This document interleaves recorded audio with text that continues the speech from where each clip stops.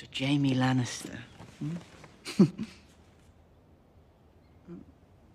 Someone forgot to write down all your great deeds. There's still time.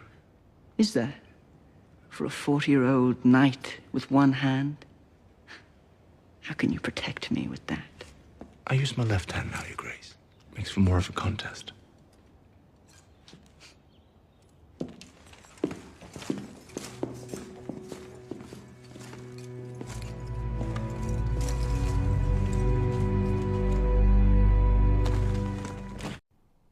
What's up, ladies and gentlemen? Welcome back for another Game of Thrones Season 8 prediction video. Today I wanted to talk about Sir Jaime Lannister and how I think his story is going to end next season. As you can see from the clip I showed at the beginning of this video, I want to discuss a few different things I think Jaime can do that can help him be remembered as someone that did something good for the realm, instead of just being known as the Kingslayer, which is a title he has held for nearly 2 decades. Jaime does not want to only be remembered as the man who murdered the king he swore an oath to protect.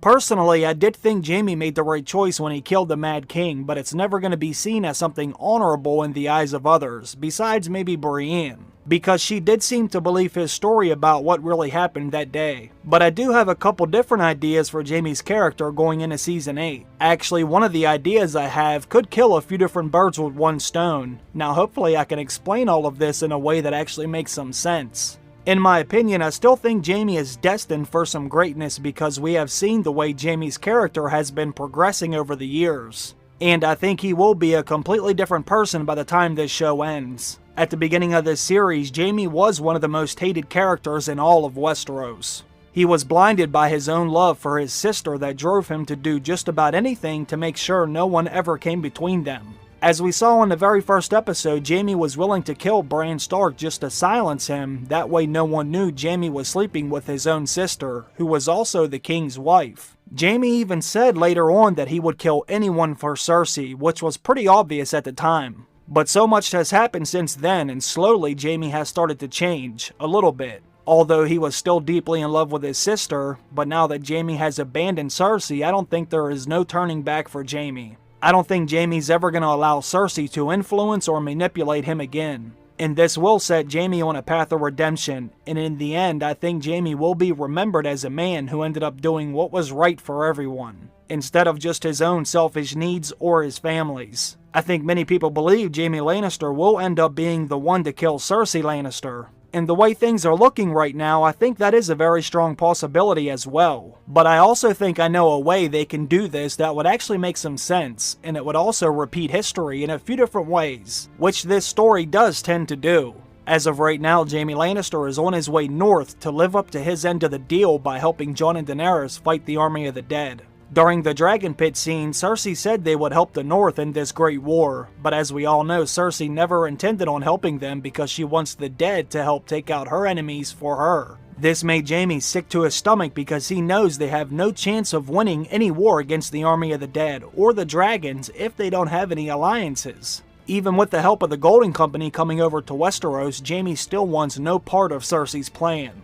Jaime wants to keep his word by going north and helping Jon and Daenerys. But there is going to come a time when Cersei is going to need to be dealt with. Someone must put an end to her reign, but we all know Cersei. If they want her off the Iron Throne, they're going to have to rip it from her cold dead hands. And that may be exactly what someone is going to have to do.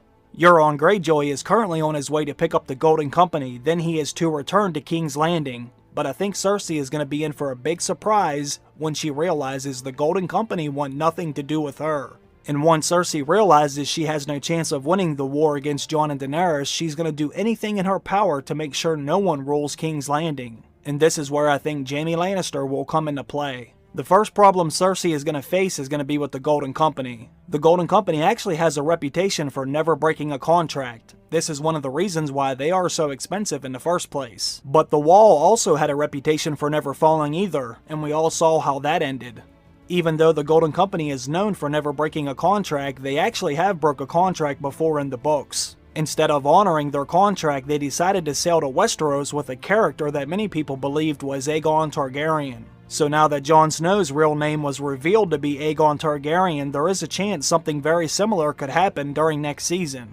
The Golden Company could definitely break their contract with Cersei Lannister by helping the Targaryens during the Great War, and this would also back Cersei into a corner, and leaving herself with no choice but to turn King's Landing into a ticking time bomb, just like the Mad King Aerys Targaryen did. But this is when I think Jaime will use this as an opportunity to seize King's Landing and kill Cersei. I think history is going to repeat itself, and there's going to be a similar situation to what happened during Robert's Rebellion. Tywin Lannister was the hand of the king for the Mad King for 20 years. But Tywin gave up the position after the Mad King made Jaime Lannister a member of his Kingsguard. Tywin actually wanted Jaime to carry on his legacy, but when the Mad King made him a member of the Kingsguard, this stripped Jaime of having any chance of having a family, and inheriting any lands or titles. So this pissed Tywin off and he went back to Casterly Rock. During Robert's Rebellion, Tywin basically stayed out of it until the right opportunity arose. When Robert Baratheon killed Rhaegar on the Trident, this made the rest of Rhaegar's army retreat, which gave Robert and Ned a clear path to King's Landing, in order to remove the Mad King from power. When Tywin Lannister heard about Rhaegar dying during the battle, he knew the war was about to be over. So he gathered up his men and he headed for the gates of King's Landing. When the Mad King realized he was about to lose the war, he had his pyromancer place wildfire all over the city. That way he could blow it up before ever having to step down as king. Once Tywin reached the gates of King's Landing, he tricked the Mad King into letting him and his men into the city. So instead of Tywin helping the Mad King, he decided to prove his loyalty to Robert Baratheon instead. So he ordered the Mountain to kill Rhaegar's wife and their children. The Mad King realized his time was about to be up, so he sent his pyromancer to set the city on fire. But when Jaime realized what was happening, he killed the pyromancer before he could light the wildfire. Then he killed the Mad King.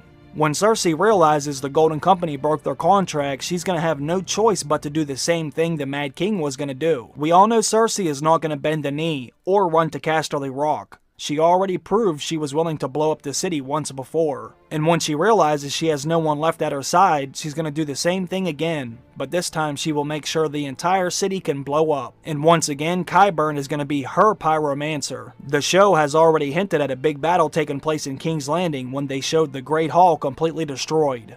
But Jaime will intervene just like he did during Robert's Rebellion. When Cersei puts the city on lockdown, I think Jaime's going to do exactly what his father did when the Mad King was ruling King's Landing.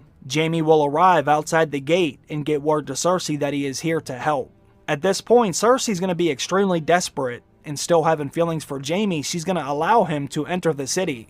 But Jaime's not going to be there to help this time. He's going to be there to stop her and Qyburn before they blow up the city.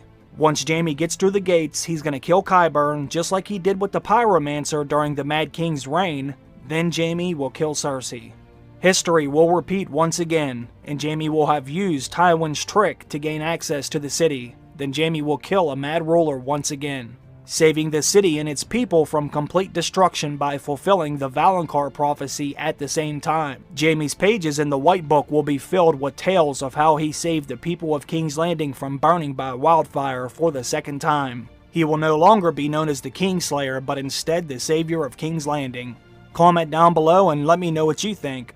Personally, I think this would be a really cool way to end Cersei's reign, and it would be a fitting ending for Jaime Lannister's story arc. If Jaime doesn't do something like that, then I think he may end up sacrificing himself by saving one of the Stark children.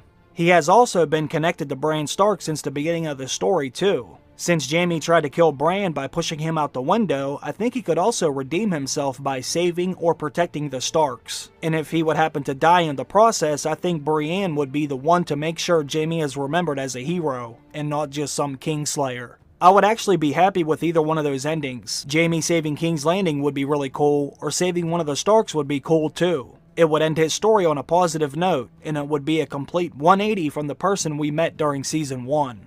But put your thoughts, opinions, and questions down below. Let me know what your thoughts are for Jaime Lannister's endgame. What can he do that makes the most sense for you? Thanks for stopping by once again to watch the video. I really do appreciate that. And I also want to thank all of my Patreon supporters as well.